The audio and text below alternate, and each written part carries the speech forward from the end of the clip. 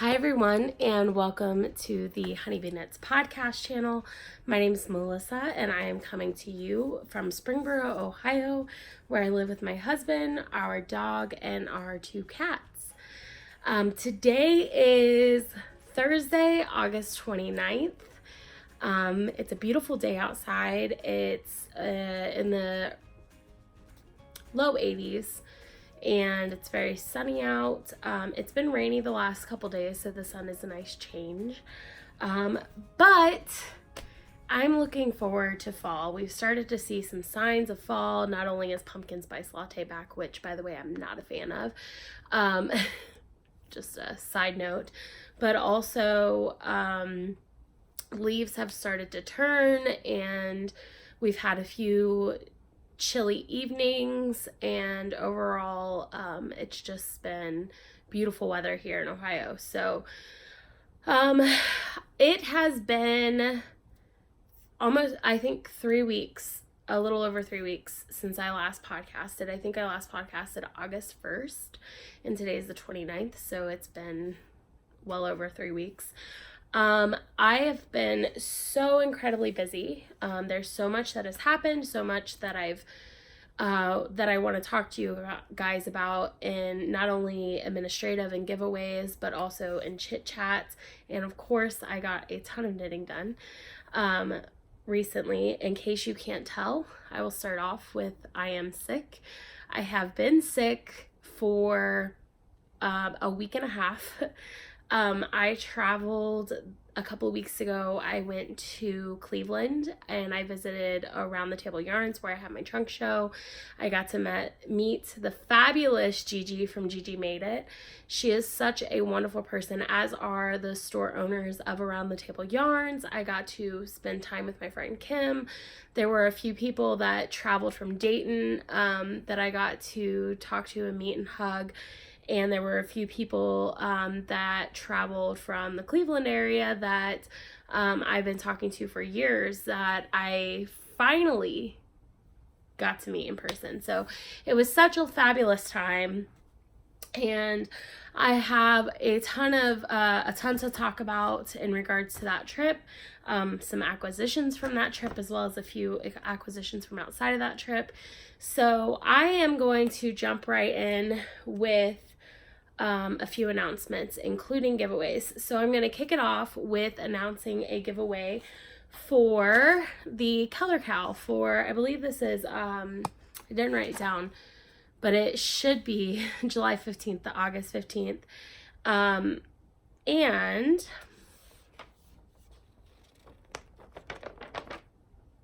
I didn't write down what color we used, and right now I can't think of it for the life of me. And I didn't write down what this month's color is, which is already started, and it goes to September 15th. So you have about 16, 17 days left to knit something with that color, but I don't remember what color I picked. So do me a favor, if you're interested in that, go check out the Revelry group, Honeybee Knits podcast threads, and look at that thread, and it should tell you right up in the description what this month's color is, as well as what next month's color will be. Speaking of Revelry, I wanted to tell you where you can find me. You can find me on Instagram as honey_bee_knits, and on Revelry as Melissa1308. That's important to know for you podcast winners. And then you can also find me on Etsy as honeybeenknitsco.etsy.com, and in the Revelry group, Honeybee Knits podcast. So our winner for the July to August Color Cow is post number 23, which is Wits Knits and Stitch.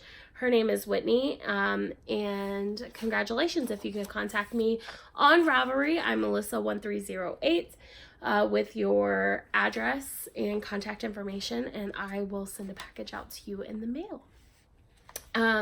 Thank you to everybody who has participated. I love the Color Cow because I think it's just a little extra something if you're looking for some inspiration on a project.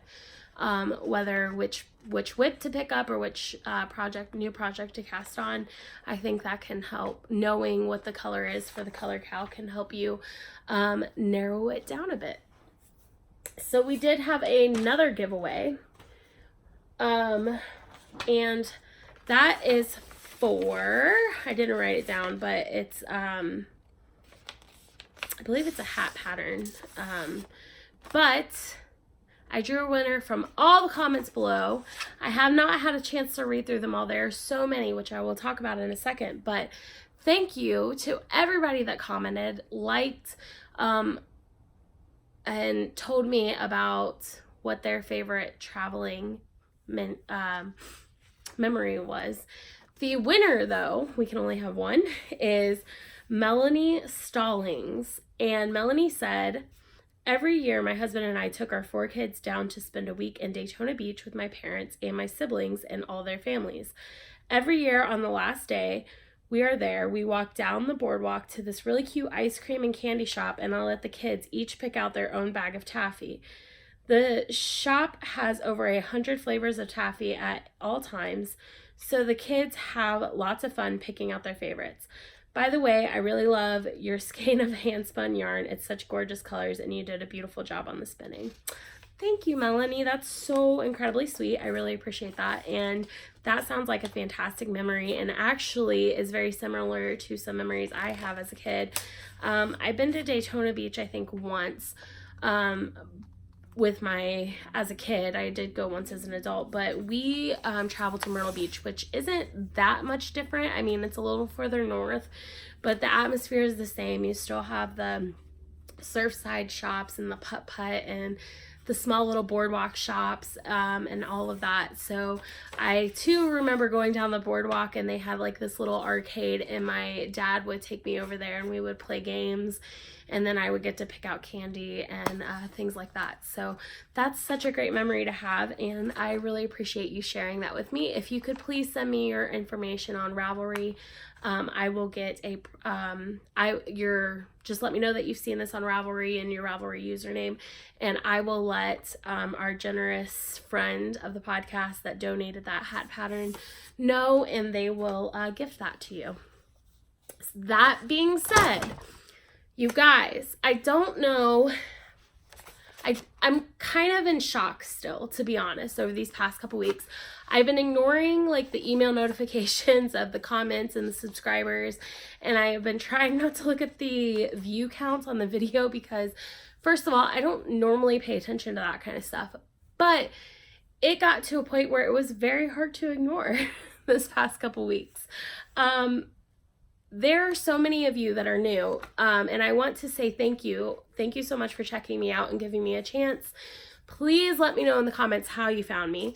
I have a few ideas in my head. For example, Gigi and I have had a few interactions recently, and she has a rather large following, so I think that may have contributed to some of the new subscribers. So if you are a friend of Gigi, thank you so much for checking me out and giving me a chance to be a part of your knitting world.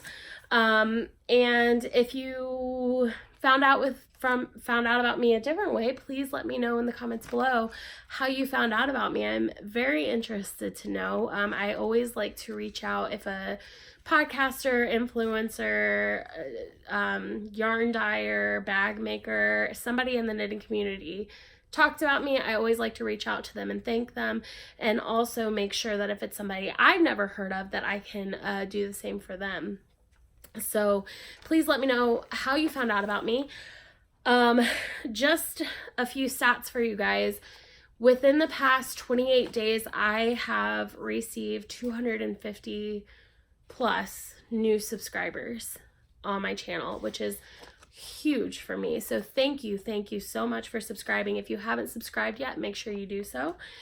And that also, my last video far beat out any of my other videos in a matter of weeks as to how many views I have. It is my most viewed video to date, and it only took like 2.5-3 weeks to get there. There were 4.7 thousand views on my last video, and I don't know what happened. Don't know how that happened, but thank you to everybody that watched. I really appreciate all the comments and all the likes and all the love. I am definitely feeling it, and trust me, it was much needed the past couple weeks. So thank you guys so much. And because of that, I have surpassed 200,000. That would be a little overwhelming. 2,000 subscribers on YouTube. I am up over 2,100 now. And so I figured it's a great time to do another giveaway. I don't often do YouTube giveaways, and I really liked getting to see everybody's comments come in. I haven't had a chance to read through them all, but I get an email every time there's a comment, and if I was having a bad day or just laying in bed and couldn't sleep and I just needed some positivity in my life, I would just go through that and read a few. And it was so good seeing, not only did people tell me what their favorite trip was, like some people, it was just going to their local, a specific memory they have going to the local yarn store, and it was just a really good experience for them. Other people have told me about some amazing vacations they've taken that have added to my bucket list. So I really enjoyed reading those, and I want to go through and read them all. So I figured let's do another Instagram YouTube giveaway. That was a lot of fun. And this time I don't have a picture of it, but I will try to pop one in here somewhere. While I was in Cleveland, I was talking to a friend, and she was knitting the Oceana hat by Throw Styler on Instagram.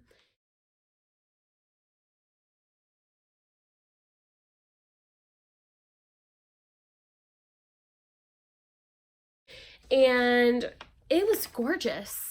I was like looking at the pattern, and I think Gigi was in the middle of talking, and I just kept looking, and I had to reach over and whisper, like, I love your hat. And so when she got back home, she sent me an Instagram message, and she told me what it was and who it was by. But not only is the hat gorgeous, but the designer is actually donating all the proceeds from the sale of this hat to the organization Oceana, who basically spends time and resources and money to preserve the world's oceans, which is really important in this day and age of climate change. And I'm a huge animal lover, and those type of organizations do so much to help preserve nature. And one of my things I don't like to think about or watch videos on, because it's incredibly sad, is about the oceanic animal population, especially in Antarctica right now. It's bad. It's really bad. Polar bears, well, first of all, penguins are my favorite animal. Polar bears are high up on the list, and they are losing valuable resources due to climate change. And I think that any organization that donates time, money, and resources to try to clean up our oceans and help even a little bit with climate change is such a big deal. So all the proceeds of the sale of this hat pattern are donated to them. So I highly want to recommend it to all of you guys. And also I'm going to give away at least 3, if not more, of these patterns for my 2,000 subscriber giveaway. So all you have to do, and I kind of wanted to make this a fun one because I just am kind of quirky like this, and I'd just like to know, it's one of my favorite questions to ask people that when I'm getting to know them is, what's your favorite animal? Very simple. If you're not an animal person, that's fine. You can tell me what your favorite plant is or something along those lines, but just tell me what your favorite living, breathing organism is. Whether it's an animal, a plant, a person, let me know below and tell me why. And I will pick at least 3, if not more, winners from the comments below to win a copy of that hat pattern. And hopefully by now I have popped up some pictures of that, because it really is a gorgeous hat pattern, and I would like to cast it on for a gift for Christmas, but I've got to get some other stuff off my needles first. So anyway, thank you to everybody that is a new subscriber, everybody that has been with me for a long time. I have met so many amazing, wonderful people through this podcast, men and women of all ages. And it's just been a really fabulous experience for me. And it has done so much for my life, as has this community done for so many others. So thank you guys. So with that, I'm going to take a break.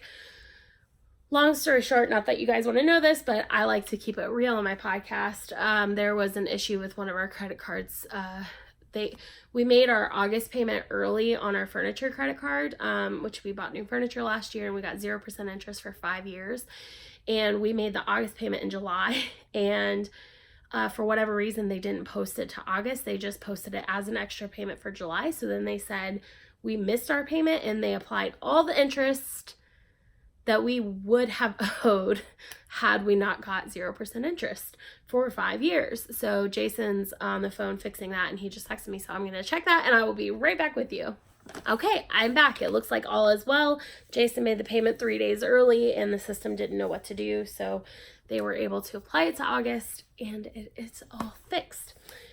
So let's jump right in. You guys know I have kind of a not too rigid structure, but I have kind of a way I like to do things around here. So my first order of business is finished objects. So the first finished object I am wearing, I will pop up some pictures here.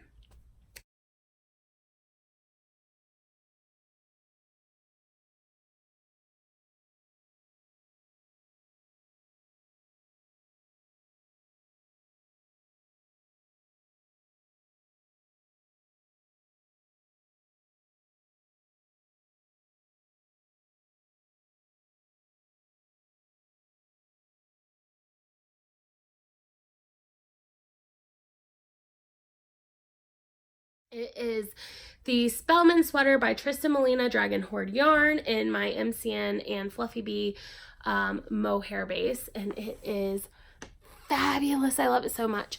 So listen, this sweater took me forever. But I am so happy that it's finished. I love it so much. It's my favorite fitting sweater to date. I love the mohair. I love how soft and comfortable it is. It is a very warm sweater. I have my air cranked down to 69, and I'm going to have to turn it lower so I can get through this podcast because I am hot. But I get a lot of questions. Is mohair itchy? Does it tangle a lot? How do you wind it up into a ball of yarn? So many questions on mohair. Well, let me tell you. First off, it does shed. It sheds a lot. Second of all, my mohair base, and most mohair bases, not all, but a lot of them, are alpaca silk. And a lot of people, I have not a lot, but there are a few people out there who are allergic to alpaca. So if you're not sure if you're allergic to alpaca, then please make sure you test it before you buy it, because mohair is expensive, and I would hate for you to purchase something that you're not able to use. But that being said, for me, I'm not allergic to it.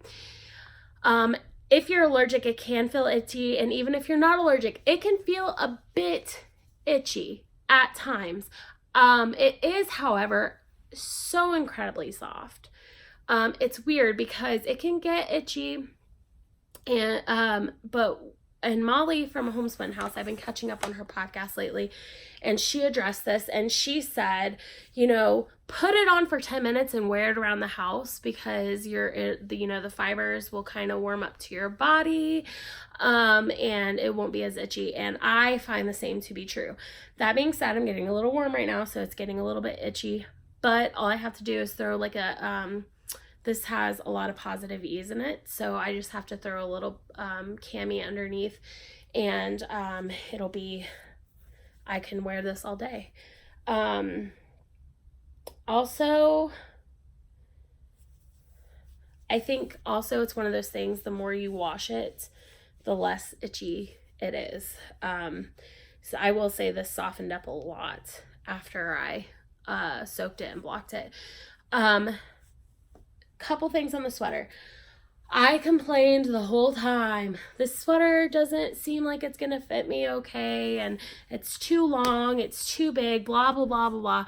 And I want to go back and slap myself and tell myself to shut up, because guess what? This sweater fits perfect. It's my favorite fitting sweater out of all the sweaters I've ever knit. My second favorite is my Saturday morning, which I also complained about and I talked about on my last podcast. Guys, Tristan's sweaters are awesome. She has done so much work to make sure that the different sizing has different options so that you can customize your fit and make sure that it fits your body type correctly. Now, that being said, it's not a one size fits all pattern. Just because she has something written doesn't mean it's going to work for your body type, and it's not the designer's fault.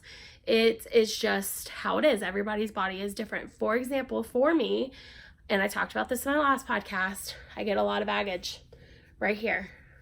I really need to make my raglan increases a little bit, like a few less raglan increases. And I have gotten a lot of comments that I have not had time to read. I think I got a message or two on Ravelry about Amy Beth from the Fat Squirrel Speaks, and this is not the first time I've heard of her and her fabulous sweater modifications, and eventually I do plan to go watch that podcast. But in the meantime, I'm chugging on with my sweater knitting, and I'm going to show you in whips. But I do appreciate the recommendations, and it is definitely something that I'm going to look into figuring out in the future, how to do my own modifications within the pattern to make sure that it fits me the way I want it to fit. So again, best fitting sweater I've knit for myself to date. The only concern that I have about this sweater that I'm not happy with, and you guys can probably already tell, is that color change right there. So when I first dyed up the yarn for this sweater, I was planning to do the cropped version because I think at the time that's all she had in the pattern. I started knitting this before the pattern even came out because I'm special like that. I'm VIP. I get the Tristan patterns early on. Not true at all. I just, I had said, hey, it was like, I think it was like 2:00 in the morning for me. And I messaged her and I'm like, oh my God, I need that sweater in my life. This was back in, I think, December and maybe even November, guys. And I was like, I need this in my life. It's gorgeous. I'm dyeing up yarn this week for when the pattern releases. And she's like, hey, would you kind of want to, cast it on and let me know how it, fits on a larger body? And I was like, hell yeah, send me that pattern. And she did. I did let her know ahead of time, listen, I've got a lot of obligations right now. I can't really be a test knitter. Like, I don't know that I can make the deadline. And she's like, that's fine, just whenever. She's so incredibly amazing. If you've never interacted with Tristan, go do it. Go follow her. She's amazing. And so that's what happened. And I don't think either of us expected me to have it take this long to knit this. Because, we're talking like, what is this? Like 9 months later? I could have had a baby by now. Like, I could have grown an entire human in the time it took me to knit this sweater. Not the sweater's fault, just me. As you guys have seen, if you've been following me for a while, I have been a little ADD with my knitting lately. And I've been incredibly busy this year. My business has grown so much, and that is taking a lot of time. There was a lot of drama at work this year, so that was taking a lot of time. So I am proud that I got this sweater done in less than a year. And I hope my next 2 don't take me that long. And I said 2. That's right, because I got 2 that I casted on. I'm ridiculous. So anyway, when I had decided to do this, I was going to do the crop version, and I think I had decided I was going to make it longer, but I didn't pay attention to yardage amounts. I just went with her yardage amounts in there, but because she had a cropped yardage amounts in there, it said I needed 3 skeins of each, of the mohair, 3 skeins mohair, 3 skeins MCN. Guess what, guys? In my wildest dreams, I have never, will never, well, I don't want to say will never. I need a hell of a lot more than 3 skeins to knit a sweater. Turns out I only needed 4 or 5. So not a hell of a lot more, but I needed more than 3 skeins, and I did not dye them up in that batch. And in fact, I waited until I ran out of those 3 skeins to dye up more, which is ridiculous when I could have just taken it out of my inventory and had it from the same dye lot. I don't know what I was thinking. But I waited. And 7 months later, I dyed up the yarn, the extra skeins that I needed. And unfortunately, it was from, I have to believe this is what happened, although my recipes have changed a little bit in the past 9 months. They haven't varied that much. I think I changed, I did change temperature, and I changed, no, that's about all I changed was temperature. So my, but I mean, that's a big deal, right? So my recipe hasn't changed too much, but I did run out of the dye that the batch that I had used for the original 3, and I had ordered another batch because I dyed a lot of Smash Mulberry this year. And when I dyed up the final colorways I needed from that other dye batch, it turned out like this. Much, much brighter. I'm not saying I hate this color. I love this color, and I love this color, but they are clearly different. And I am a little upset about that, just because I don't like that line right there. And there's a little bit of a line at the bottom too, where I had to, right there, where I had to use this, because this is where I picked up for my sleeves. Split for my sleeves. So yeah, it's a little bit sad. And I thought about making this short sleeve, and honestly I think this would be beautiful as a short sleeve, but for me, one of the things that really attracted me to this pattern is this cable bobble design right here. And I would totally be open in the future, I say this, but I have 50 million sweaters I want to knit, and also Tristan continues to come out with amazing patterns that are on my list. I would be willing to knit this again in the future, but that being said, I still love this sweater, and I'm still gonna wear it, and I'm gonna rock it, you know, like, it is what it is. I will say that it makes me a little self-conscious as a dyer, because as a dyer, like, you are very aware of the fact that your your yarn differs from batch to batch, and that we do small quantities. And so when you're going to a customer and you're showing a sample that you knit and it has something like this, I mean, it's not a good look, right? It shows that I don't have consistency. But what I will say is, again, the littlest things can change how your yarn uptakes the dye.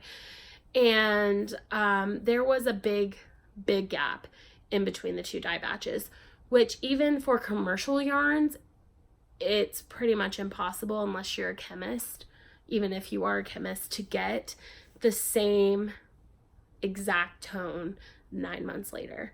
So it's definitely something I'm working on and I want to get better at, and it's one of my goals to achieve, is to have some sort of perfect tonality that's always perfect, which I don't know if I'll ever achieve that. But it makes me a little bit self-conscious, but I'm just going to use it as an example when I am selling my yarn to say, hey, this is why you want to make sure you have enough yarn for your entire project up front. And I'm always willing, if you don't use skeins, if you want to trade them for a different colorway or something like that, I'm always willing to take the inventory back and send you something else. That is something I have no problem doing, if you bought too much of something. But I would say overestimate when you're doing projects like this, because when it comes to indie dyed yarn, that's definitely a possibility. So just throwing it out there. But from up here, you can't tell.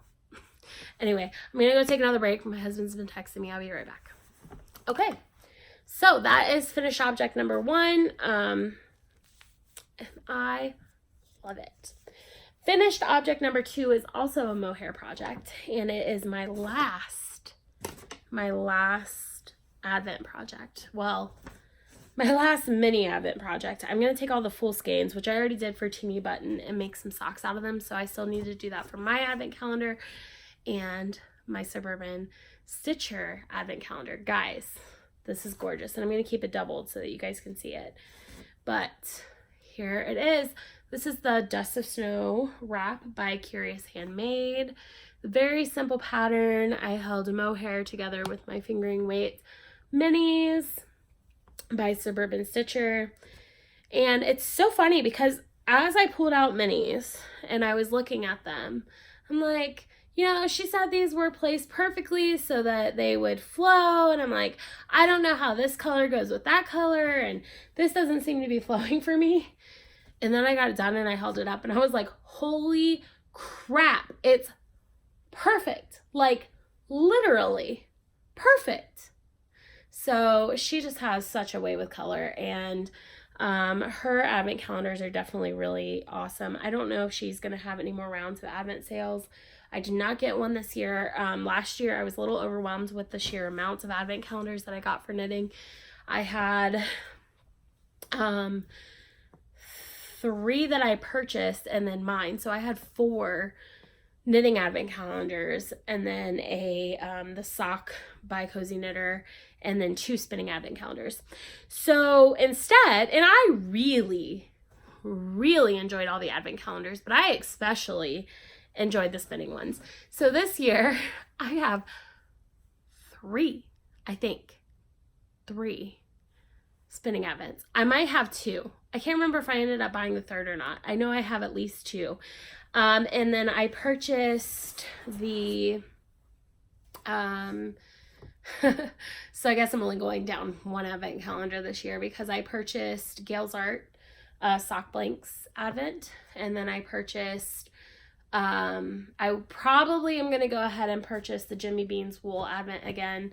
I really enjoy theirs, even though I did have a funky smell to mine last year, but I loved the pattern in the end. So I don't know. And I did like the yarn. I mean, they had Bobby Anna May, they had Madeline Tosh, they just had a huge wide range, Lorna's Laces, of all these different yarns that you mix together. And the pattern was gorgeous. So I am considering getting that one again. I don't know for 100% sure if I'm going to get it, but thinking about it. And then I'll also have mine. So that's 3 knitting, 2 spinning, plus the socks. So that's 1 less than I had last year at least. So, you know, I'm ridiculous. Justify it all I want, I guess. But anyway, so this is the wrap, and it's gorgeous and I love it. I should probably, it's huge. I don't know if you guys can tell that, but yeah, it's all messed up now. Let's see.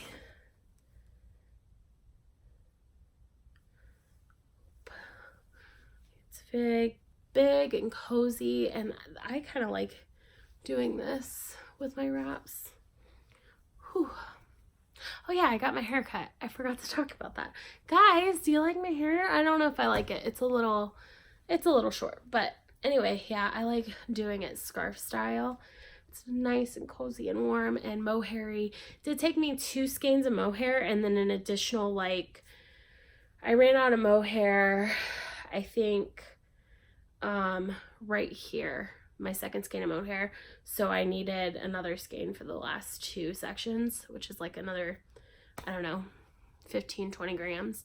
So it does take quite a bit of mohair if you're using that option, but you don't have to use mohair with it. But I'm really enjoying knitting with mohair recently, especially now that this is so soft. I think I want to keep this. Most of my projects, unless they're like, most of my accessory projects, so hats, scarves, shawls, that kind of stuff, some socks, get gifted. I normally only keep like my sweaters and socks and things. I don't know that I'm gonna gift this. I might keep it to wear this year because I think I really love it. It's a great pattern. I would definitely knit it again. So that was 2 finished objects. I have 4 more, kind of, not really. And I say that because this is my 3rd finished object. So this is a square for my stained glass blanket. Let me see, I think it's hold this way. Yeah, this is my stained glass blanket square that I finished another one. This is all Honeybee Knits yarn. Let's see, this is always a true test, right? remembering my colorways. I tried to do this on the last two and I don't remember how well it went, but it's because some of these are one-offs. But this is Flagstone. This is Signature. This is Crybaby. This is a brand new one that I took to a trunk show with me. And I have to say the minis don't show the speckling as well because I put a mini in there with the full skeins. So sometimes they don't get as speckly, but this is Crybaby.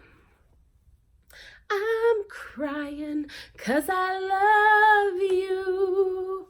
Anyway, this one is, I think it's just a random purple pop tonal. This is You Are Not Forgotten, and it pulled weird on this because of the way this was decreased. This is Let's Make a Teal, which is a beautiful green colorway. I would love a sweater out of that. This is Mickey Blue Eyes. And this one is Emerald City, which is another great green. Sepia. Ouch, my eyes. And then the center is actually a limited edition gingerbread house. This was my Christmas mystery sock set from last year, and I think I have the recipe for this. I think I'm gonna dye some up this year and put them in the shop for Christmas. And in case you're new, here are my other squares. I'm not going to go through the colorways, but just to kind of show you the theme. I think this blanket is going to look so amazing, and I'm just using undyed Queen Bee base for the borders. But yeah, so I have 3 squares done, so I should be able to get another let's see, 1 2 3 4 5 8 9 10 11 weeks. I should be able to get at least 2 more squares done before the end of the year. I think about maybe a square and then most of a square. So that's nice. Long-term project. And also, this is kind of sort of acquisitions too, because I got more nitpicks dishy. But I've been talking all year saying when I finish my advent calendars on Sunday, I was getting it dishy. I finally finished my advent calendar, so guess what I did? I knit some dishy. So this last Sunday, I don't even know what colorway this is, but I knit 3 dishcloths. These took me an hour each. The first one took me a little over an hour, just because like I was learning the pattern.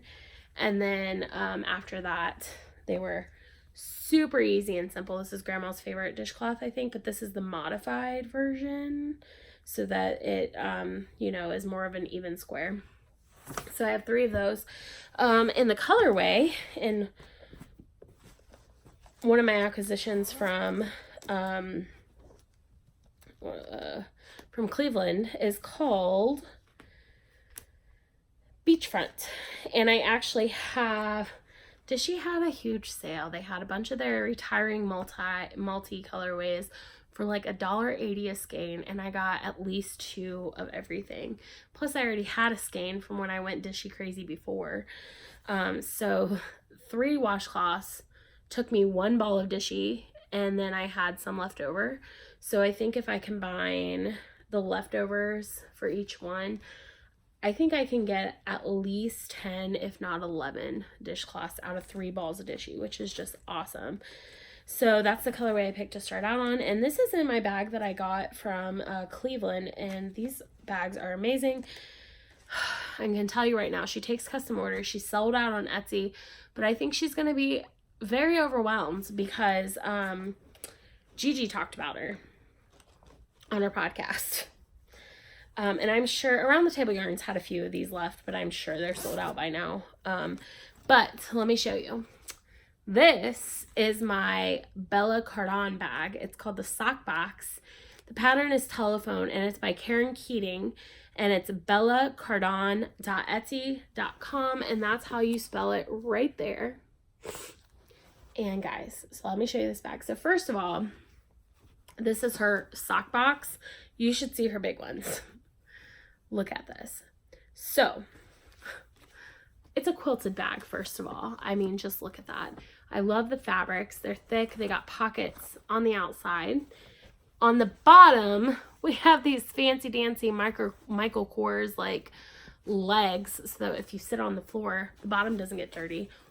But I definitely think French bags need those. You pay enough for French bags, they should definitely have them, because my French bags get so dirty on the bottom. I might need to wash all my French bags and then install those. Now let's move to the inside, guys. Okay, so it's a doctor style opening bag. You know, it's got those metal openers. First of all, that zipper is amazing too. And I will say it doesn't open up quite that wide, but for a sock bag, quite wide. It's got a divider, a removable divider in the middle. There's a snap. You can remove the divider, or you can keep the divider and do 2 at a time socks. There's one pocket, 2 pockets, so 1 giant pocket on either side and then 2 small pockets on either side, so you have a total of 6 pockets in there. In addition to that, it has this yarn guider. What is a yarn guider, you ask? Well, what you do is you unsnap it, you thread your yarn through there, then you clip it back in. This would be great for color work or 2 at a time socks. And you pop it out and it feeds the yarn over the zipper so it never gets caught. This bag is so well made. It's fantastic. I have 2 custom orders in with her. One for another sock bag and one for a big bag. And I gotta find... I have some fabric that was gifted to me by Lori Ann from Arkansas Yarn Co. When I first started podcasting. And it's beautiful fabric. There's a couple panels. And I was going to send it to her so that she could make me a bag out of it. And I need to find it. I know it's in one of these shelves. But I need to find out where I stored it so that I can send those to her to make my bag. Because I think that would be perfect.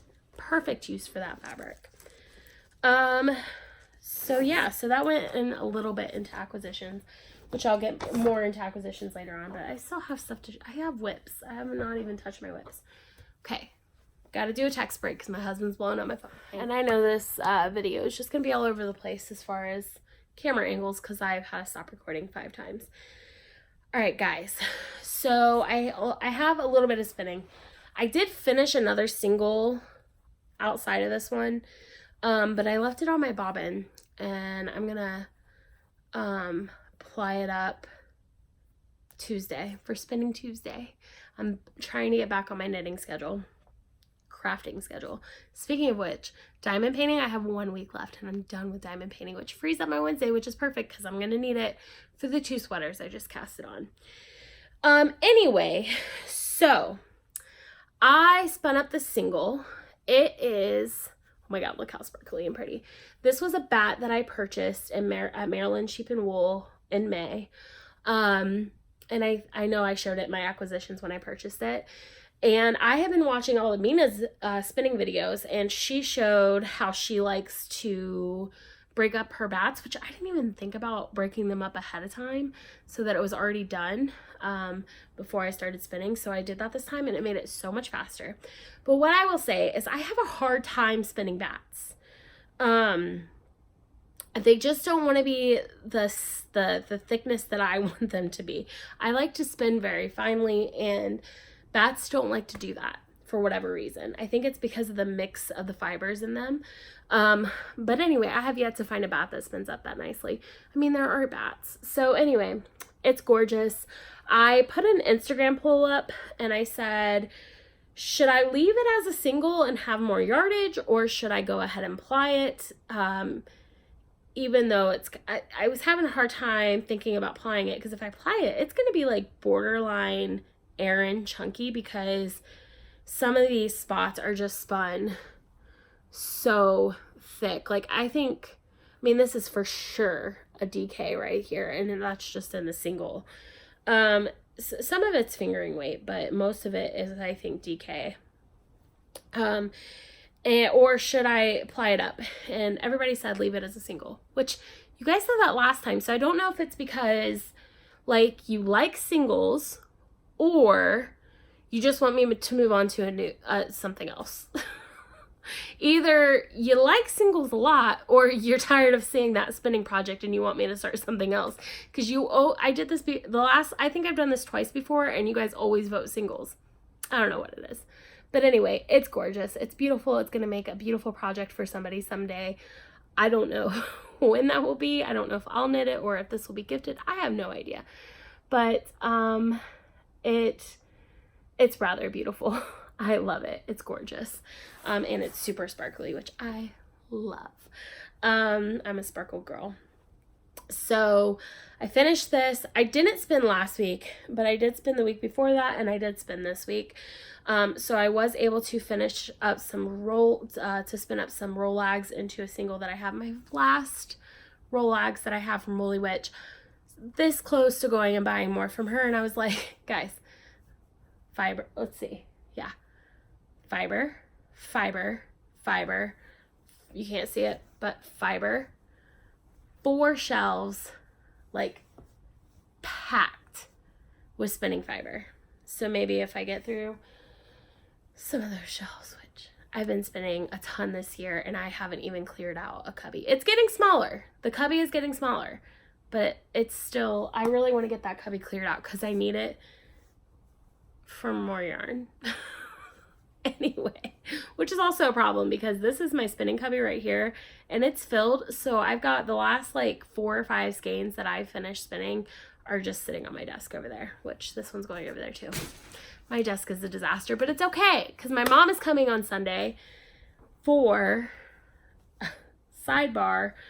My mom is coming and my stepdad is coming on Sunday for the first quarterly Honeybee Knits. The first quarterly Honeybee Knits planning meeting. That's what I want to call it. I don't even know what else to say about that. I have a lot of ideas and I need help executing them. So they're coming to listen to my ideas and give me more ideas on how to, you know, complete them. And my mom, stepdad, and Jason, and then we're going to delegate stuff out. And one of my mom's jobs is to take a look at my office space, my inventory space, my dye space, and help me figure out how to make it more efficient. Because right now it's just a disaster and I can't keep it clean. So it's obviously, I clean my desk up once a month, and within a week it's trashed again. When I say trashed, hoarder level trashed, things just piled everywhere, yarn, finished objects, paper, just everything. And it's just not a conductive environment to work in. So productive environment. So mom's coming to look and give me some ideas on what I can do to make it better, which also I'm sure includes cleaning up these shelves a little bit because they're bad. Let's move on to whips. I have a hoe. Well, no, not even a hoe because this doesn't have a heel. These are my Desert Vista Dye Works socks for August. They're not finished. They're closer than they were at this time last month. Last month I waited until the last day to cast them on. I have a sock tube that just needs a heel. And then I have the cuff and leg done, and I'm working on the foot. I've got about 40 some rows on the foot left. Then I need a toe and 2 heels, and these will be done. This is Desert Vista Dye Works in the Clue colorway, which I thought was pretty for fall. So I wanted to get these done before fall so I can wear them in fall. And these are due Saturday at midnight. So Small Project Friday and Sock Saturday will be dedicated to these. I have a sneaky suspicion, even though I'm going to be very busy the next couple days, that I will finish these tomorrow night and be able to work on sweaters Saturday. I thought about casting on a new pair of socks or working on one of my sock whips on Saturday, but what fun would that be? Let's work on the sweaters that I'm obsessed with right now, which I'll show. I keep teasing them. I promise I'll show. So that's whip number 1. It's just is getting ridiculous because I've had to change cameras. I've had to text my husband back so many freaking times. He will not leave me alone today. I got off work early today. let me tell you, I'm off tomorrow and Monday for the holiday, and my boss was like, you guys are fantastic, take the rest of today, which was amazing, and we totally did. And I was like, hey, this is a great time to podcast, because it's time. I thought I was gonna have to be at work working, that I get at home, that I have nothing to do, I should take a nap. And then I was like, no, I should podcast. So I got my shit together, I came up here to podcast, and my husband won't leave me alone. It's fine. Whip It Thursday is today. I worked on this once since you guys have seen me last. So I think I drew this out on the last podcast. It is my Speckle Pop shawl by Stephen West using hedgehog fibers. If you want to know what the colorways are, go check out my last podcast in which I talked about all that. But today I'm just going to show you my progress. Look. I started here, and in one night, I got an entire repeat done, which is fabulous. I got one of every mini colorway done. So today is Whip Thursday, so this is what I'm going to work on while I edit the podcast. Yeah, so I want to work on my sweaters tonight, but instead I'm going to work on this all night and try to get as much of it done as possible. I still have quite a bit to go on this whip. But honestly, it's pretty simple. So if I can actually just make the time to work on it, I think it would be done in no time at all. And also, I think I'm going to have a ton of yarn left over. I think, we'll see, to make some socks out of the extra yarn, which is exciting. Okay, finally, this is what I have been waiting. This is what I really wanted to come here for, is to talk about my new sweaters. Guys, I casted on 2 new sweaters. Here's the thing. This also goes into acquisitions. My next sweater was always planned to be the Tecumseh. It was supposed to be the Tecumseh knit along with Levi back in like Levi WTF Knitting Podcast. I always just say his name. He's one of my best friends, and I talk about him all the time, but I forget that not everybody knows that he is also a knitter, and he also has his own podcast, WTF Knitting, and you guys should go check it out. Anyway, I was supposed to knit the Tecumseh way back in February, March with Levi, and he went on with his bad self and he did it, and he knit it as a sample for my shop, and it looks fabulous. I couldn't get my shit together and, just worked on the same sweater for 10 months, which I'm not mad about because it turned out fantastic. Can you guys tell a theme? Like, apparently I might be a little pink obsessed, just a little bit. So the Tecumseh down here. So I had yarn that was gifted to me by a beautiful, wonderful person, Mercy. She is 808 Knits on Instagram. She has the Bria Knits podcast, which she has not podcasted in a really long while. Me and her are going to have some words because I'm going to need her to get back up on that podcasting wagon. But she did start homeschooling her kids last year, so she's got a valid excuse. She's got 5 kids. I mean, she might be just a little busy. Just a little, though. I mean, it's not like she's got so much work to do or anything. She's just a little busy. But anyway, Mercy and I get along so well because we both love knitting. We both are obsessed with books, and we're just like soul sisters, right? And I would add to that also Angela from Felici Fibers. She's like my other soul sister because she loves knitting and she's obsessed with books, and it's just fabulous because both of those ladies have shared books with me, and in fact one of the books I finished last month Angela gifted me. So like they're just amazing women, right? So anyway, she's amazing. And last year, I think around this time last year, she sent me a beautiful, wonderful package that included a sweater quantity of Suburban Stitcher DK. And I think it's called the magenta colorway. Here it is, right here. It's gorgeous. It's beautiful. I keep poking myself because I got these blocking things in and they're poking out the back. But anyway, it's gorgeous. It's beautiful and I love it. And that's what I'm using for the body of my Tecumseh. For the color work, I am using Paint It Black for I think they're called feathers. I don't know. That's what Levi calls them. For the feathers. And I'm using just Bare Natural for the crosses. So this sweater is going to look so good. So in case you didn't notice, I'm ignoring the other swatch that's on that board because I was bad. But I'll tell you that in a minute. So anyway, so I casted this on. Monday, and I decided, there's another sweater that came out that I'm getting ready to talk about, but I'm working this simultaneously with another sweater because I couldn't wait to cast the other one on. So I'm doing it piece by piece. So this is what I have. It's not much, but it's something. And it's beautiful and it's going to be gorgeous. So I have finished. So this is what I'll say. First of all, I finished the collar.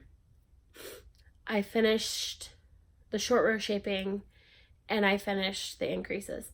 I'm wondering if I did the short row shaping wrong though, because when I was working on the second sweater, because it felt a little off on this one. And then when I was working on the second one, I was like, oh, this makes sense, but I didn't do that on the other sweater. So maybe I did it wrong. So let me do a really quick look here. Yep. I did the short row shaping wrong.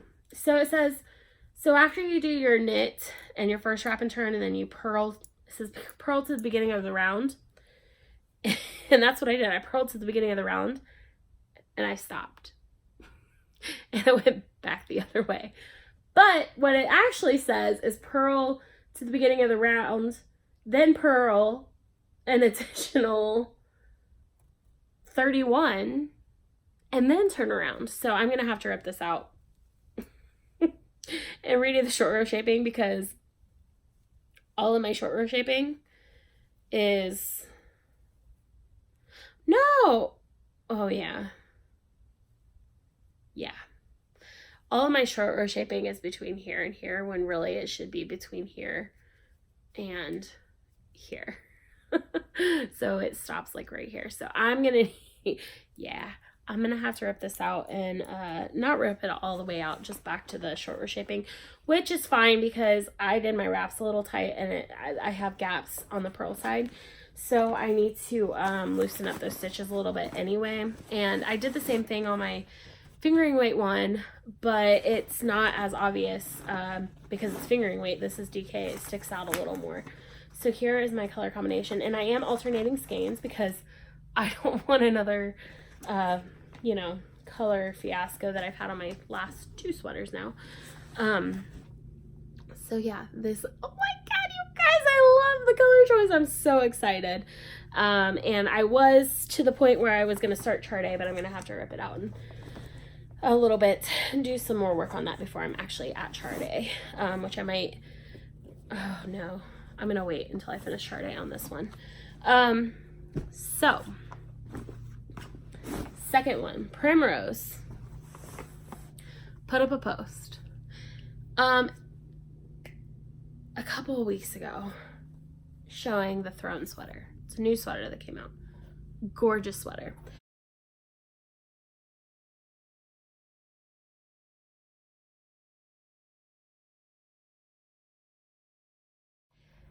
And then I was like, that's pretty, but it's not for me. I don't like those colors. Because for some reason, I think in my head, like I can't choose my own colors. Then Primrose put up a post showing their kits. And I was like, ooh, those are pretty kits. Those would make nice sweaters like that. But I got a lot of sweaters. Then Primrose put up a post showing them knitting one of the kits. And I was like, I need that in my life right freaking now. And I went and I bought the kit.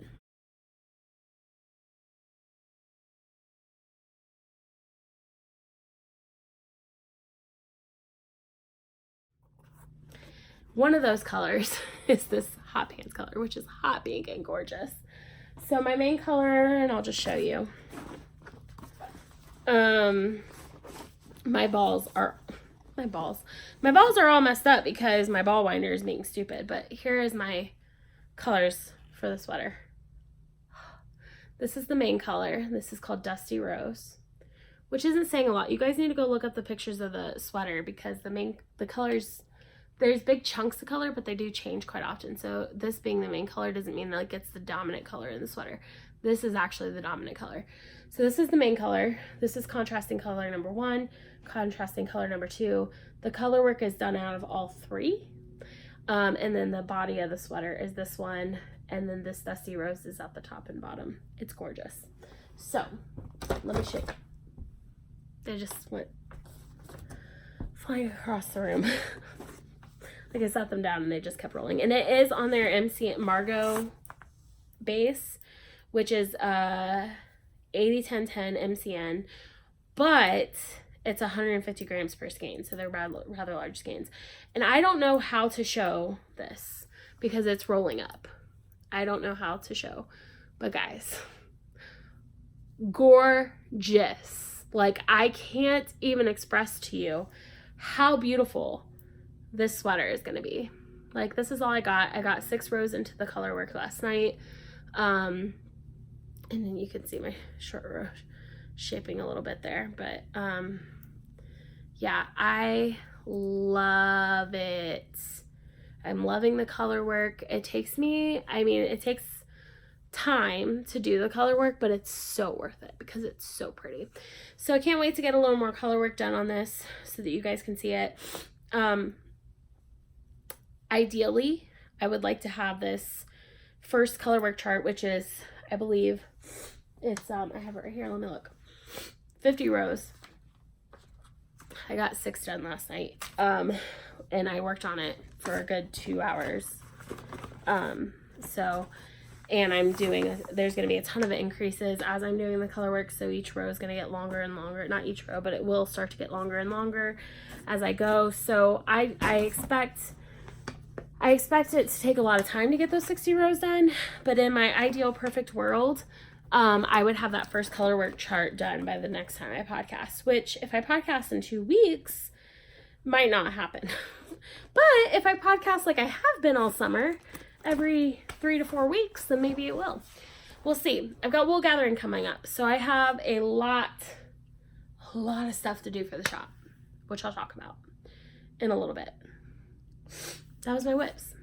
So I've had so much fun knitting lately. I've been sick, which has given me so much knitting time, and because I've really been trying to rest and relax. I want to talk more about Cleveland before I get into acquisitions, but it's kind of hard because I was planning on podcasting as soon as I got back, but I got sick, and now like my memory is starting to fade of all the details. So I'm going to try to go through it play by play. I hope that you guys stick around because I have some pretty amazing acquisitions to show. But first I want to talk about Cleveland, and the experience was just beyond anything that I have yet to experience in the knitting community. I've gone to festivals, overnight festivals. I've vended at festivals. I've, there's a specific thing that sticks out in my mind, and I talked about it on the podcast afterwards. So I vended at Kentucky Fiber Fest, and I felt like such an outsider. I felt like there was a lot, even like, I mean, the people next to me in the booth, they were nice, but there were other vendors that had made some rude comments to me and about my setup, and just made me feel really insecure when I was already nervous as it was because it was my first show. And I didn't feel a sense of community. I felt more of I felt like I was competing for best in show. Like I was trying to be the, prettiest yarn or best vendor, or blah, blah, blah, blah, blah, which I mean is the goal. Like I want to sell a good product, but at the end of the day, I know that my aesthetic only appeals to certain people. Not everybody's going to love everything I do, and I'm okay with that, but I felt like it was like we were at a dog show trying to show off and be the best, and because of that, there was no sense of community or camaraderie, and it really bothered me. I came back, I podcasted about it, I talked about it, and I talked with another dyer, Sarah from Superfine Yarn Co., who was also vending there. I briefly talked to her about it, and I got the sense that she kind of sort of felt the same way. I mean, I don't want to speak for her, but we both felt a little awkward and out of place there. And Sarah's amazing, by the way. I've shown her yarn. I have a project casted on in it that I would love to get to one of these days. But if you haven't checked her out, please go check out her yarn. Like, if I wasn't a yarn dyer, like I would say that she has my color palette in the bag. Like love her yarn. But anyway, so, and she's also at Around the Table Yarns. So if you're ever in Cleveland, make sure you go check her out. I bought a skein of hers, so I'll show it in a minute. But anyway, so that was my experience there. And it kind of made me start thinking recently with everything that has gone on in our community, surrounding diversity and inclusion and the obvious racism from some of the members of our community. It got me thinking that this is how some of my friends in this community feel constantly. Every time they walk into a yarn shop, every time they go to a festival, every time they're knitting in public. And it makes me incredibly sad because that feeling of being different and being not feeling the community, not feeling the love from everybody, like that breaks my heart, because that is something I have been so incredibly blessed to have from this community, is love and support and inclusion. And that was the first time vending at Kentucky was the first time I had ever felt other, different, not worthy, not enough. And the fact that I have friends in this community that have that feeling every time they pick up their needles, it hurts my feelings. Like, it makes me really sad. And I'm still learning. There's still things that I see going around on social media that my initial reaction is just like, oh, that's just ridiculous. And but I try to put myself into a perspective of, I don't know how that person feels. I can never know how that person feels because I can't experience their experiences the way they are experiencing them. And I reach out to my friends, and sometimes I reach out to everybody, right? Not just people of color friends. Like, I reach out to everybody because I know that it can get exhausting for a white person. Like, I don't want to go to my Black friends all the time and ask them, like, why does this make you feel this way? How does this make you feel? That's weird, right? Because they don't do that to me. They don't come to me and constantly question, like, how they should feel about my experiences. So why should I do that to them? So I really go to people from all different backgrounds, education, walks of life, like different education backgrounds, different upbringings, different financial backgrounds, different, just different cultures, and say, like, hey, I saw this, and what is your opinion on it? Like, what do you feel about this? Because I'm not sure how it makes me feel. And one of those people for me, that is, I've had a few people that have been amazing at helping me to learn and grow and understand more about this issue, not just in the knitting community, but just in general, and understand my white privilege and how can I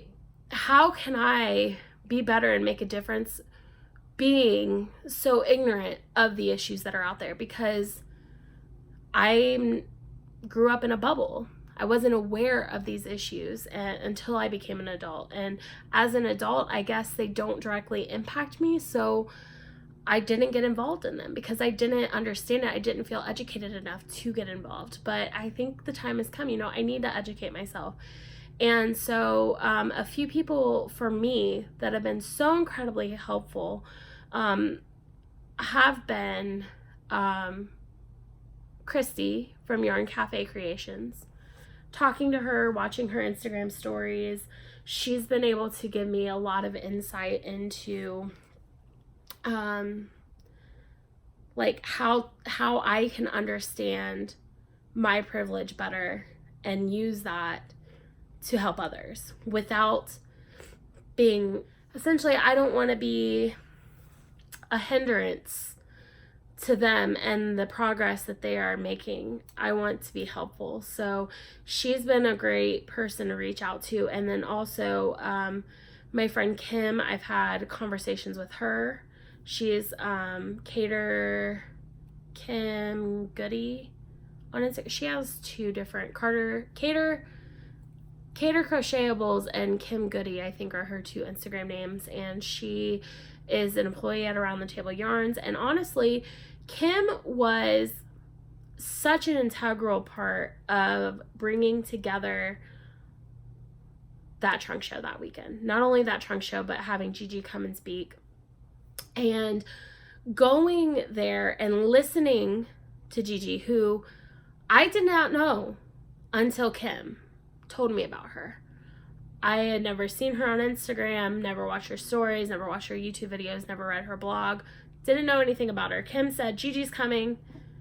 And I was like, who's Gigi? And I look up her profile. I was like, I like this lady. Like, she is smart. She's beautiful. She's got all these gorgeous orange projects. I love her aesthetic. And she's real, right? Like, she is authentic. She's very authentic.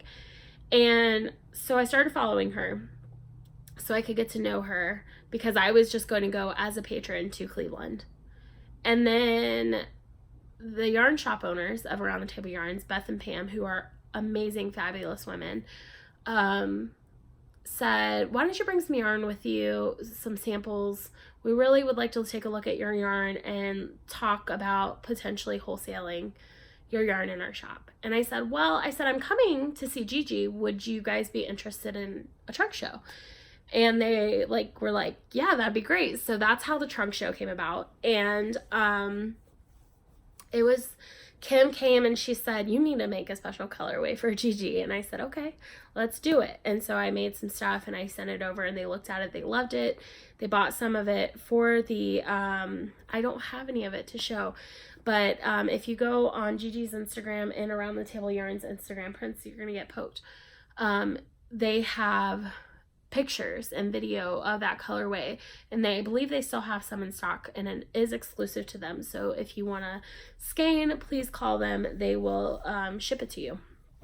So anyway, I didn't even know at this point that Gigi was going to be talking about diversity and inclusion in this community.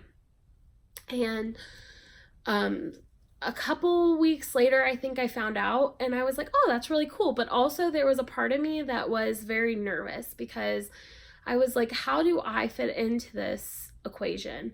Because I have been silent on social media. I don't feel educated enough and, quite frankly, comfortable enough to speak about this topic. I've spoken about a lot of other topics. I've spoken about the healthcare in our country. It's terrible. I've talked about that. I've talked about fat phobia and depression and anxiety, and I have an eating disorder that I'm very open about and I talk about on social media all the time.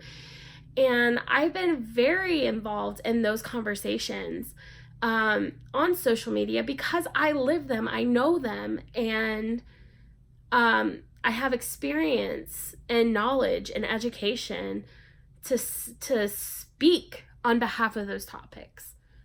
But I don't have that for diversity and inclusion, because I have never been a minority other than a woman, but it's still, you know, the company I work for is filled with women that go all the way up to the top. So really, I have only had a very few times where I felt like I was being discriminated on because I was a woman. I didn't feel like I had the background and knowledge and education to talk about it. And so I didn't, especially on social media. So for me, Cleveland was such an amazing experience. And it had nothing to do with the fact that I was doing a trunk show there. That was fantastic. That was great. I loved meeting everybody. It was amazing. But for me, the biggest thing that I took away from that was understanding, really feeling how somebody else that has been in a position where they've been discriminated against because of their skin color feels, how they feel when they walk into a yarn store, how they feel when, me or somebody else that looks like me makes a certain comment. Even if we didn't even know it was offensive, it hurt them. It hurt that person. And that was the biggest thing that I took away from it, is if somebody says that what you say hurts, then there's no excuse for that. You can't come back and say, well, I didn't mean it that way. because it doesn't matter how you meant it, it hurt that person. And that was the number one lesson I think that I learned this weekend that really put everything into perspective for me. And so I think by talking to Gigi, listening to other people talk in just such an open, comfortable environment was literally life-changing for me. And I don't think those people know that. I don't think that the people know that the stories they shared and the things that they said in that environment made such a huge impact on my life. Like, not just my life, but probably everybody's lives in that room. And so I didn't mean to get into this rant, but I did really, and it's not a rant, but I didn't mean to get into this conversation, but I really did want to talk about it because there are times when I don't feel comfortable talking about social justice issues. Not only because I'm not educated on them and I need to educate myself more, but also because I avoid that stuff.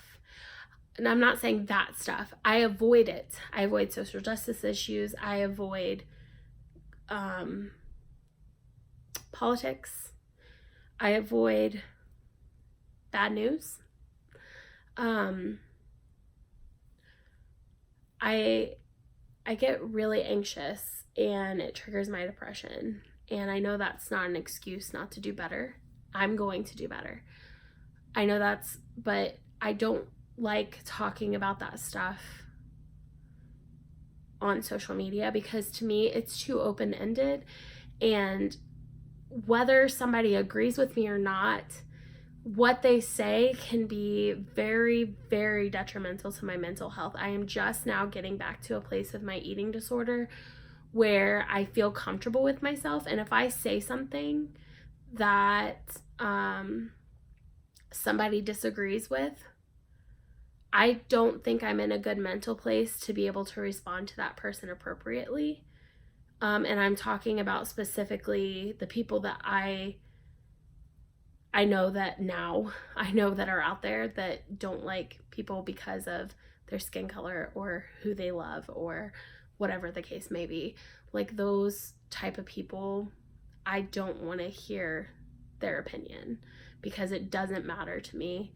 And it's just so negative, and I can't handle that in my life right now. But I did want to talk about it on here because I just felt like this was just a really personal, life-changing experience for me that I wanted to share with you guys. So that's it. In that same vein, before we get to acquisitions and have a happier, lighter mood, there was I'm sure you guys are aware, there was a devastating act of violence in my community recently. And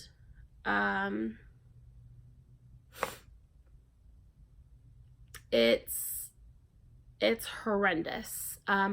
It's bad when you hear about it happening elsewhere, but you never truly understand when you're watching the news, when people are talking about things that have happened in their community and they're saying, I'm just in shock. I don't know what to say. I am in shock. You don't understand what that truly feels like until you've gone through something like that. I had like a couple of days where I was just terrified. I was crying, I was upset, and I was scared. And I kept beating myself up saying, you don't have a right to be upset because you weren't directly involved. Everybody you love is safe. And you weren't there. You didn't experience that. There's no reason for you to be upset. But honestly, when something like that happens so close to home, it is just... I have social anxiety as it is, and I've talked about this before, and it just makes it hard to leave the house, and it's just such a debilitating, numbing feeling. So that was something that I had to deal with over the last couple weeks, and that the community in general had to deal with, and honestly the world, because it was like a big topic, and I just have not watched the news since because I didn't turn on the news that day when I found out, and I haven't watched it since because it's just not something I'm ready to talk about or deal with. But I did want to say that if you were directly impacted, my heart is with you, and I hope that you guys are that you're getting the help that you need to keep your mental health safe and to stay safe, because the best thing I did was to actually talk about it. When I started talking about it to my husband and my friends instead of bottling it up and keeping it inside, I realized I'm not the only one that feels this way, and stop beating myself up for feeling sad. I had a right to feel sad, and I had a right to feel angry and scared, and everybody else did too. So just talk about it with somebody, because I promise you it'll help. Okay, moving on. Acquisitions.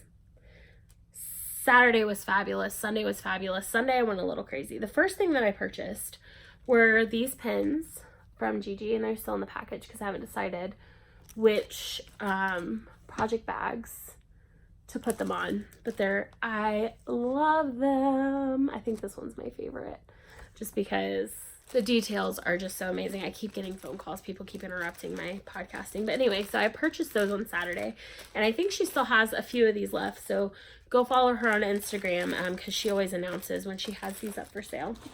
And then Sunday, all day on Saturday, I was like looking at things, and I was like making, we were in mid-conversation. I was like, that would be a pretty shawl. That would be a beautiful sweater. That would be gorgeous. Like, putting together color combinations. I came home with way more than what I should have, but that's okay because it is what it is.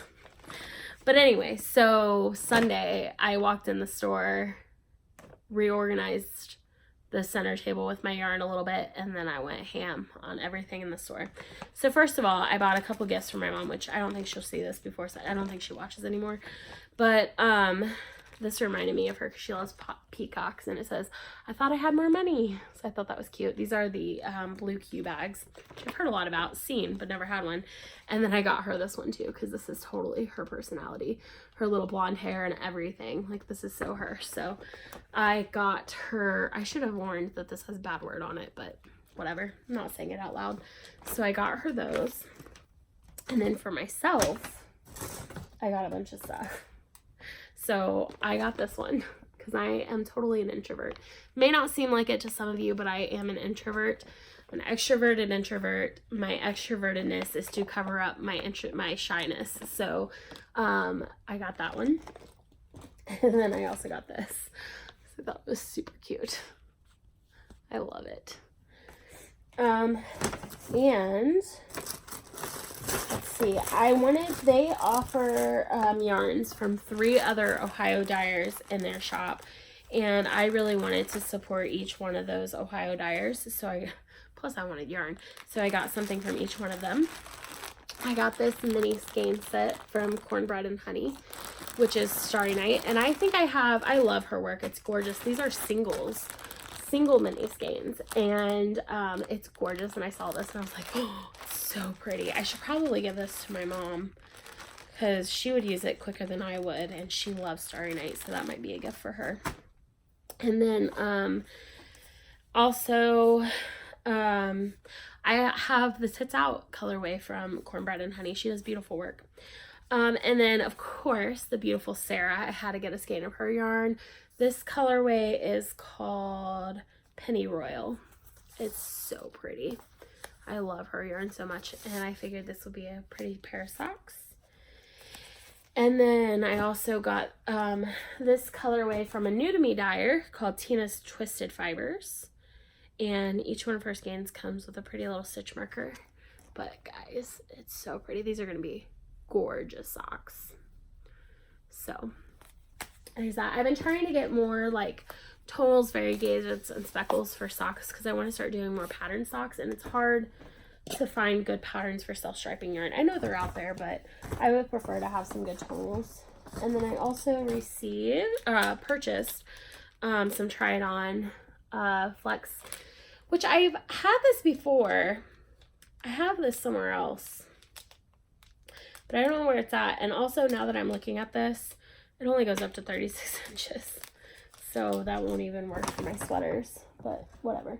And of course I had to get a skein and query fiber because self-striping and it's beautiful. And I got Potions Class. Just that hot pink and purple is like my jam. And I got, I couldn't decide between these color combos, so I just got them both. So first off, I'll give you the Melissa combo. That's so Melissa. Which one? I think it's, there we go. So this is like a very Melissa color combo. These are Malabrigo Rios, which I think is like a DK. And oh my god, this is so pretty. This is be a gorgeous, gorgeous 3-color shawl or 3-color project. Gorgeous. I think this might become a 3-color cashmere shawl. I don't know though, because I've already knit the 3-color cashmere cowl. We'll see. It's gorgeous. It's DK weight. So if you guys have any 3-color DK weight patterns that would look good in this color combination, let me know in the comments below. And then I also purchased this color combination, which is totally not my jam, but like not normally what I would go for, but guys, I had to. It's so pretty. It's so good. It's so pretty. I love it. This is very fall too, I think. Definitely not colors I normally go for, but I think that's okay. So I got those, and that was it from there. But then, oh wait, no, I also bought this yarn bowl. One of the owners, her son does 3D printing, and he makes these 3D printed yarn bowls. So I was like, oh, that's neat, and I wanted to support them, so I got that. And then when I got home, I had a couple of packages. So the first package I had was from Laura from Crocheting Hoovian. She sent me the, is this Maryland Sheep and Wool? No, India Untangled. I think this is the original, not India Untangled. Needles Up, sock blank. And she knew that I had been looking for this, and she found it on D-Stash and purchased it and sent it to me. And that's by Andre Sunis. I love her sock blanks. And then we also have been doing some self-striping swaps. So she sent me Desert Vista Dye Works on the Zen base CW Nashville Nights. It's kind of hard to see what it's going to look like knit up in the ball, but it looks really pretty. And then this one, which is it looks like a really pretty rainbow colorway. Yeah, Desert Vista Dye Works Rainbow Exterminate. It's really pretty. So these are 50 grams. So I will be able to get out a pair of socks out of each of those. It's so funny when you get to the center of the ball, it doesn't look like much yarn, but it actually is half the skein.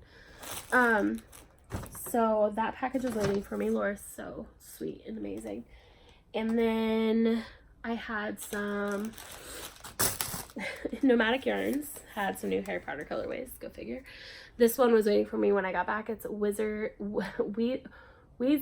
Wizard Wheezes. So beautiful. But then today I got this one in the mail, Hogwarts A History, which is her newest one. She needs to stop coming out with them so often, which she's taken a little bit of a break. But there for a minute, she was like coming out with them like every week, and I was like, you have to stop. No, I have to stop. And then my last box of acquisitions that I already talked about earlier is Dishy. Got some Dishy on clearance. Let me show you. I got Jingle, because Christmas, because these dishcloths are going to be Christmas gifts. I got some of these I already put a few on the shelf as well when I took the other ones off the shelf. Sunset. It's becoming really claustrophobic in this loft because I have too much yarn. Red Rover. This is Caterpillar. And I got more of Grape. And this one I really love. Twilight. And Jelly Bean, which I really love that one too. So all those will get knit into dishcloths, which I thought that you could only get 1.5 dishcloths out of one skein of Dishy. So I have been stocking up on it for like the past year, and then it turns out I can get like 3.5 dishcloths out of one skein. So, yeah, I have a lot of dishy to get through. But anyway, so there have been quite a few purchases, obviously, these last couple weeks. I am officially back on that yarn diet. I'm not buying any yarn. Hopefully. I don't plan on it. I'm not going to because I got lots to knit up. I think that's it. Today was a really long podcast. It was very segmented because I kept getting interrupted. I had so much to show. And I feel like, let's talk about plans. So, I have wool gathering coming up. And I am going to be super busy because not only am I dyeing up lots of new colorways for wool gathering, but I also am finishing up bags. I'll put a picture here.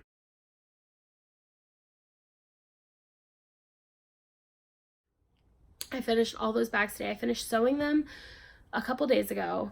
And then today I started putting in the little snaps, trimming threads, and I got most of them done. I still have a bit to do tomorrow, and then those will be done. I'm going to start photographing them next week and putting them in the shop. Whatever doesn't sell will come with me to wool gathering.